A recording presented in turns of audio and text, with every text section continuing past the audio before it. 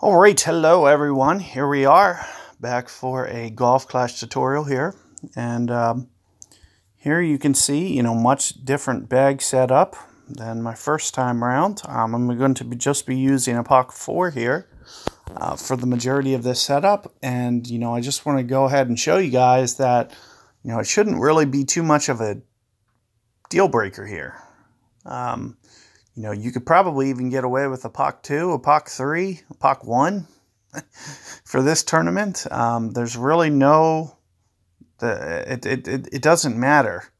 It doesn't matter what bag you have. This is one of the tournaments that you could probably get away with probably one of the most rookie bags that, of all time. Extra Mile 5. Like, you could actually be legitimately playing Masters with Extra Mile 5 with the setup. Like, I don't see any reason, any snag as to, a hold up for you.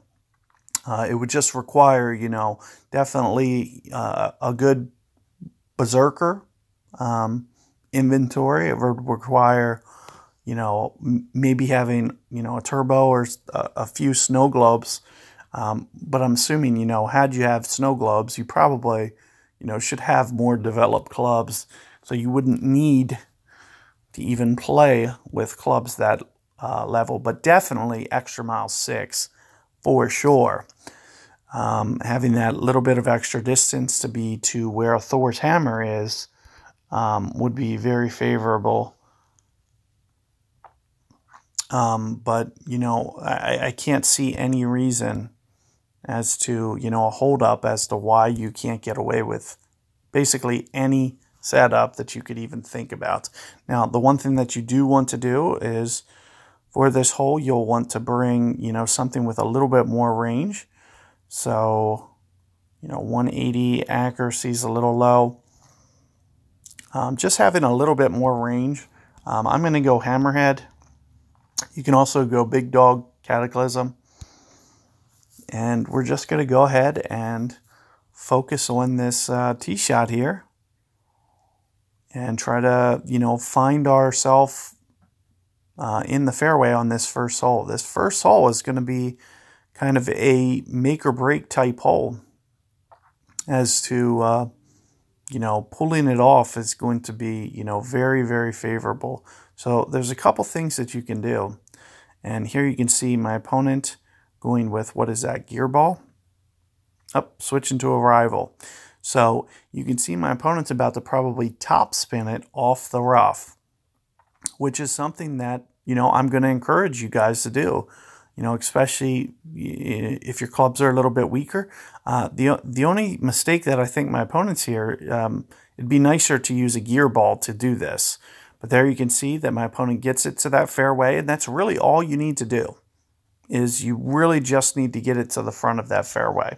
So now that you've seen that, and my opponent has done that twice, I'm going to do it, I'm going to do it this way again. You probably saw me do this earlier, and I'm going to do it very similarly. Let me get my bag set up here real quick. Lob for win, 10.46 rings. Now, also note that I am kind of cheating the right-hand side here. So do pay attention to that. But notice how I'm kind of intentionally putting it over to the right. And there's a reason for that. When I do all this curl, now I did hit a great ball. Had I hit perfect, the range... so I hit great ball to the right, and that's why you see me land to the right. But when you go about curling and doing all that left to right motion, the ball never gets back to the target. So where you see that arrow pointed is not where the ball's going to land. Especially when you go into landscape. I actually thought with the great ball right, it would actually still clip the right, the rough. But you can see that, it didn't in that situation. But, since my opponent was in the fairway, I did want to just give you kind of an alternate approach, just so you can kind of see. It is going to be very doable. I know I'm making it look challenging, but it is something that you can definitely do, especially the more accurate your driver gets. I could probably bring, I don't even know why I wasn't thinking about it, but I could probably bring rock and do that shot. So, just something for you to think about. But what I'm going to do is I'm just going to pitch it up here and get it to where I was intending to drive it, just so I can, play this hole through and you guys can see the full setup. But as I was mentioning, it probably makes more sense, especially when I'm looking at the accuracy drop-off, for me to just, if I'm going to do that shot, just bring a rock driver to do it with. So that's probably something that I'll do, just so we can see if we get, that extra benefit of the accuracy to be able to get up there. And I'll do that on the next revision that I do. But also, keep in mind what my opponents are doing. There's nothing wrong with, that top, that it's perfectly fine shot. But since my opponents keep doing it, I'm just trying to give you an alternate method. Now, all you need is really enough range to get up there. And it looks like I might not quite have got up here. It's very, very close. But if I brought Royal Ball, for instance, then I would have enough range. But it is very close. I still may have enough to get up here. And, what you'll want to do is you'll want to, just get it to that fairway and have a lot of throw on it in this situation. And try to get it up there as far as you can down the fairway. Now, you can see I didn't make it there. But I also left myself, with all the topspin that I had, I'll leave myself in a reasonable pitching distance to be able to still get the eagle anyway.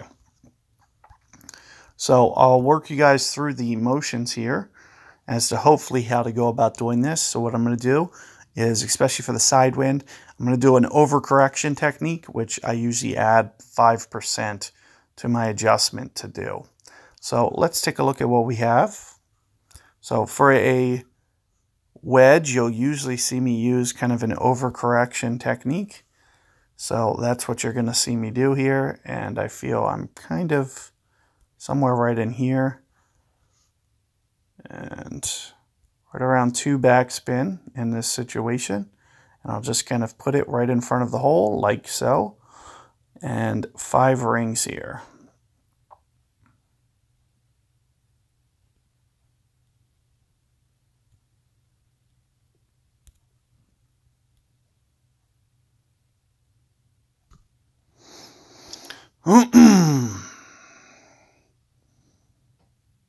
So it looks like, I'm still able to get that. So had I drove it in the fairway, still would have been able to get my eagle there.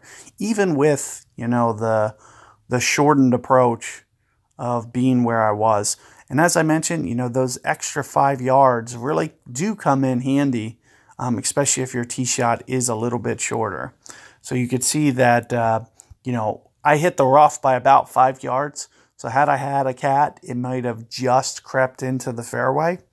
So just something to be thinking about. But I just wanted to kind of bring Hammerhead as well, just to kind of see, with that extra boost. But another thing that you can do, Royal Ball. So if you go Royal Ball, that might be good enough for you guys to, bridge that gap and get it to, a good distance there. Ooh, that was a bad break. So there's a couple different ways that I can go about doing this.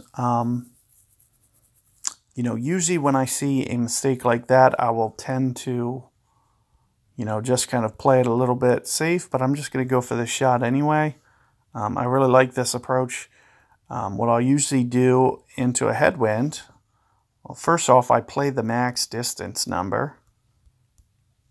6.5, so I can go at least 6.5 rings here safely. I'll usually go, you can see I even went 7. And notice that I didn't use backspin. So if you've seen me play this shot before, I usually will. However, in this situation, into a headwind, it's much better for you to, let that, the headwind is going to kind of compress the ball guide a little bit and, kind of add its own natural backspin. So that's the reason that you didn't see me do it in that situation. But there you can see, it's still going to be a manageable eagle. There you've seen me now make it 2 different ways. And, in my next revision, we'll probably, go for that next shot. Hopefully, the intended way is to get up there by the green and just have kind of a side hill pitch to where we'll just feed it down into the hole. So good luck with that first hole, guys, and I'll see you guys on hole 2 coming up.